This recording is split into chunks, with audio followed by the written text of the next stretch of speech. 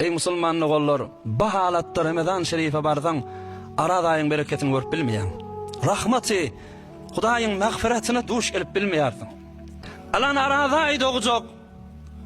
Evvelin gijesinde Peygamberimiz Aleyhissalatu vesselam aýdýa. Evvelin agdaçarynda elf atiqin minen nar. 1 milyon adamın günahı geçilýär dipdir. Ertaşamfi 2 milyon adamın günahı geçilýär dipdir. Üçüncü gece 3 milyon adamın günahı geçilýär dipdir. Her gece 1 milyon üstüne arttır. Ta ahirki gecesinde evvelin ahira näçe adamın günahı geçilen bolsa, şonuň şodurşy şo kadar adamlaryň günahı geçiljek dipdir. Amma bir adamın günahı geçiljekdir. Şola gijelerde tamamı adamlaryň günahları geçiljek. Amma şol adamın günahı geçiljekdir. فَيَغْفِرُ الذُّنُوبَ لِأَهْلِ الْأَرْضِ Yer yüzündeki adamların günahlarının barisi geçilecek. Fakat şol adamın günahı geçilecek de. O da kim? El-Muşahin.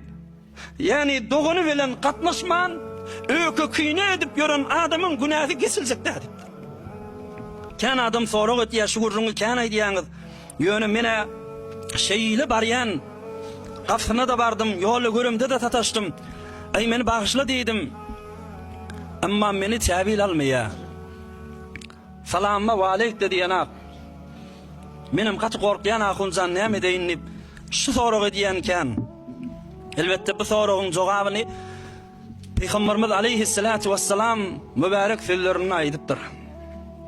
Bir sahabasy baryp sorady, ya Resulallah diýdi. Inne li qarabatan usiluhum ve yaqta'uni. Ya Resulallah, menin bir qarindaşym ma diýdi. Silay rahmetmek üçin gafsyna berdim. Amma meni çykaryp goýberdi, içeri salmady. Ya Resulallah, men hakymda telekeçilikler etdi, men geçtim. Menin ýagşylyklarymy yamanlyk bilen jogap berdi. Ya Resulallah, oň yamanlyklaryny men bilmänçik boldum. Göz yumdum, geçtim. Amma ol häzirde maňa kinede kuduratda ýürek doly menden. Näzir bolar qadidi. Peygamberimiz jogabyny aýtdy. La in kunta kama qult fakaannama tasiffuhumul mal. Ey falan dedi. Eger sen aýdýan jüreň bolsa dedi, ona gaýgatyp berme. Günäni o götürer. Guya yüzlerini kul çalan ýalakdyrsyň dedi. Yani sen ýagşylyklaryň gadryny bilmedik adam öz yüzüni kul çallygy hesap dedi.